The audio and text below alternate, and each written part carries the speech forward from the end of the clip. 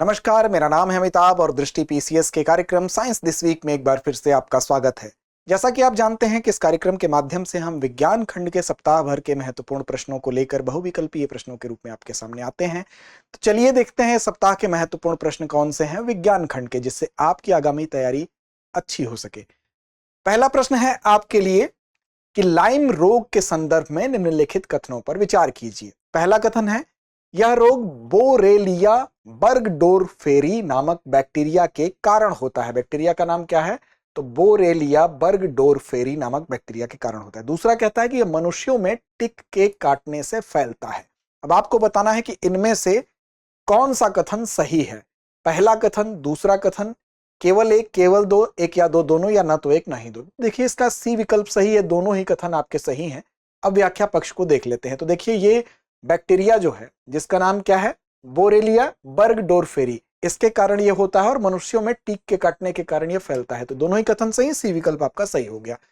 अब देखिए वैज्ञानिकों ने पता लगाया कि जो एंजाइम है BBLDH, लाइम रोग के जीवाणु बोरेलिया बर्गडोरफेरी के अस्तित्व और संक्रामकता के लिए ये एंजाइम महत्वपूर्ण है। तो कौन सा एंजाइम महत्वपूर्ण है यह भी पूछा जा सकता है, तो इसका नाम याद रखिए आप।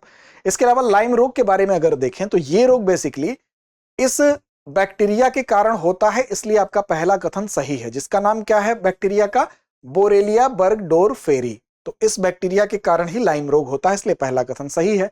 और दुनिया भर में जंगली और घास वाले जो इलाके हैं, खास तौर पर जब महीने में तापमान जो होता है वो गर्म होता है, ऐसी दशा में सबसे ज्यादा इससे पीड़ित स्थिति कहां पाई जाती है? उत्तरी अमेरिका, यूरोप और एशिया के कुछ हिस्सों में। यह मनुष्यों में टीक के काटने के कारण फैलता है, इसलिए आपका कथन दूसरा भी सही था। तो इसके विशिष्ट लक्षणों में क्या होता है? तो जब ये आपको रोग होगा तो लाइम रोग की कंडीशन में आपको फीवर होगा, बुखार होगा। इसके अलावा सिर दर्द, थकान और एरिथ्रेमा माइग्रेन्स नामक त्वचा पर चकत्ते पड़ जाएंगे, आपको जगह जगह दिखाई देंगे। तो ये इस रोग के लक्षण के तौर पर देख सकते हैं आप। अगला प्रश्न है, MRI तकनीकी के संदर्भ में निम्नलिखित कथनों पर विचार कीजिए। यह एक गैर इन्वेसिव मेडिकल इमेजिंग तकनीकी है। दूसरा है, इसका उपयोग शरीर के अंदर के अंगों, ऊतकों, संरचनाओं, विशेष रूप से मस्तिष्क, रीढ़ की हड्डी, मांसपेशियों और जोड़ों की विस्तृत छवियां बनाने के लिए किया जाता है। अब इसमें से पूछ रहा है कौन सा कथन सही नहीं है। देखिए नहीं शब्द पे बहुत गौर करना चाहिए। कौन सा कथन सही नहीं है पूछ रहा है।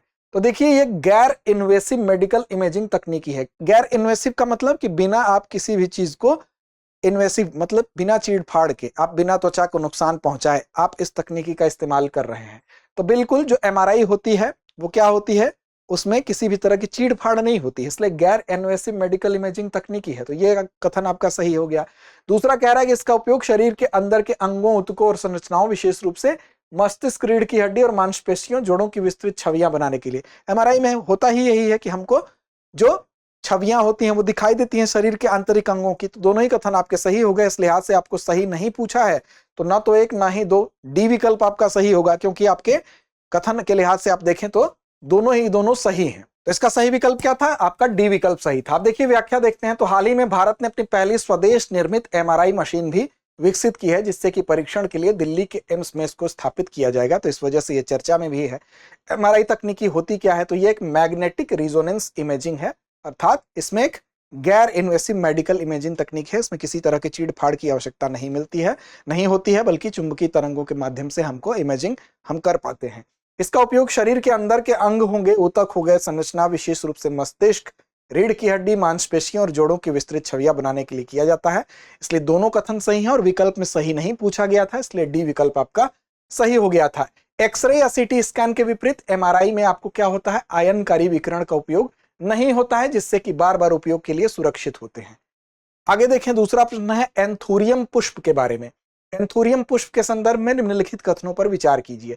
पहला, यह शाकाहारी पौधे होते हैं। दूसरा, इनमें मौजूद कैल्शियम ऑक्सलेट क्रिस्टल इन्हें विषाक्त बनाता है। अब आपसे पूछ रहा है कि इनमें से कौन से कथन सही हैं। तो यहां पर सही कथन बताना है आपको। तो देखिए एक शाकाहारी पौधे एंथूरियम पुष्प होते हैं। दूसरा, इसमें मौजूद कैल्शियम ऑक्सलेट क्रिस्टल इनको विषाक्त बनाता है। तो दोनों ही कथन आपके सही हैं, तो सी विकल्प आपका सही हो जाएगा। व्याख्या को देखते हैं। तो देखिए इसमें चर्चा में क्यों था? तो ये भारत का जो ये पुष्प निर्यात है उसको बढ़ावा देने के लिए मिजोरम की राजधानी ऐजोल में आप देखेंगे एंथूरियम फूलों की पहली खेप सिंगापुर भेजी गई वहां से, इसकी वजह से इसकी चर्चा हो रही है।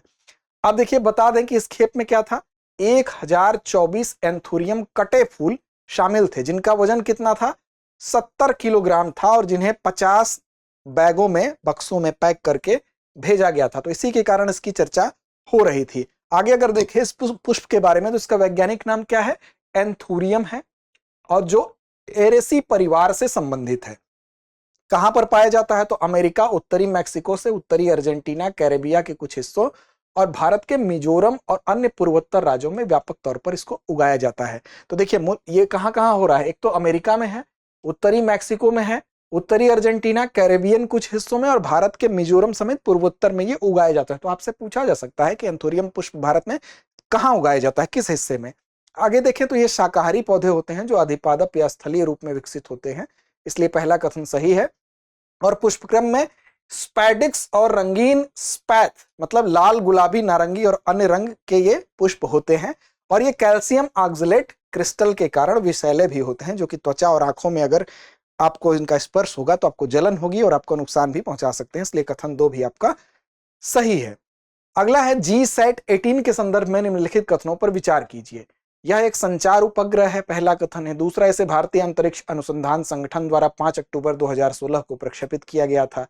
अब इनमें से कौन सा कथन सही है, आपको इसका उत्तर बताना है। तो देखिए यहाँ पर आपका दोनों ही कथन सही है। GSAT-18 संचार उपग्रह भी है और इसे इसरो द्वारा 5 अक्टूबर 2016 को प्रक्षेपित किया गया था, तो इस लिहाज से आपका विकल्प सी सही हो जाता है। तो सी विकल्प यहाँ पर सही है। व्याख्या देखते हैं। तो देखिए लोक लेखा समिति ने भी इसकी चर्चा की थी। 2027 तक 6 ट्रांसपोर्टरों के कम उपयोग के कारण GSAT-18 जो है उसकी आर्थिक व्यवहार्यता पर चिंता लोक लेखा समिति ने भी जताई थी।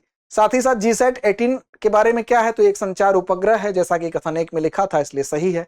और इसरो द्वारा अर्थात भारतीय अंतरिक्ष अनुसंधान संगठन द्वारा 5 अक्टूबर 2016 को प्रक्षेपित भी किया गया था, इसलिए दूसरा कथन भी सही है। और इसरो ने फ्रेंच गुयाना से एरियन 5 रॉकेट से इसको लॉन्च किया था। तो किस रॉकेट से लॉन्च किया था, एरियन 5 रॉकेट से इसको लॉन्च किया गया था, जो कि GSAT-18 को ये लेकर गया था। इसका वजन 3400 किलोग्राम है और इसका नियोजित जीवन काल 15 वर्ष है। साथ ही साथ पूरे भारत में चाहे वो टीवी प्रसारण हो, वीसैट सेवाएं हो या दूरसंचार नेटवर्क हो, उसके लिए यह समर्थित है, उसका समर्थन करता है। अगला है लेड विषाक्तता के संबंध में निम्नलिखित कथनों पर विचार कीजिए। पहला कथन है, यह रोग शरीर में शीशे के अवशोषण के कारण होता है, जो इसके लक्षण विशेष रूप से थकान, पेट दर्द, मतली, दस्त आदि हैं। दूसरा है, बच्चे लेड विषाक्तता के प्रति विशेष रूप से सुभेद्य होते हैं, मतलब बच्चों को यह ज्यादा आसानी से होता है क्योंकि उनके शरीर विकासशील अवस्था में होते हैं। तो देखिए इसमें से पूछ रहा है कितने कथन सही हैं, केवल एक, केवल दो, एक और दो, दोनों, ना तो एक ना ही दो। तो इसमें भी देखिए आपके दोनों ही कथन सही हैं, क्योंकि यह रोग जो है शरीर में अगर जो लेड है, शीशा है, उसके अवशोषण, आपके शरीर उसका अवशोषण करता है तो उसके कारण होता है। और इसके लक्षण में क्या होगा, लेड अगर आपका शरीर ज्यादा अवशोषित कर लेता है तो आप थके हुए ज्यादा महसूस करेंगे। थकान के साथ साथ आपके पेट में दर्द हो सकता है, मतली आ सकती है, दस्त हो सकता है।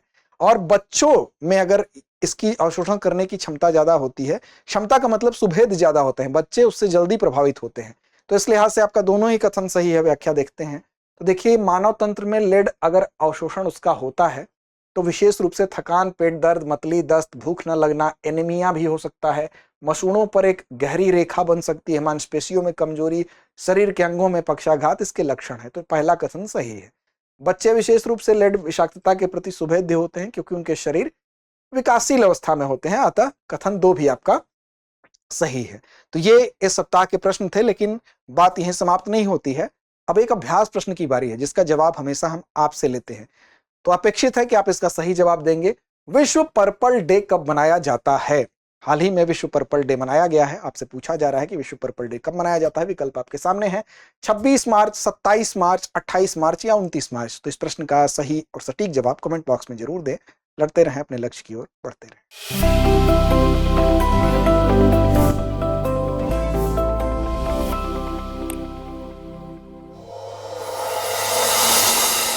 डियर व्यूअर्स, अपने एग्जाम की तैयारी को और बेहतर करने के लिए हमारे चैनल को लाइक, शेयर और सब्सक्राइब करना न भूलें।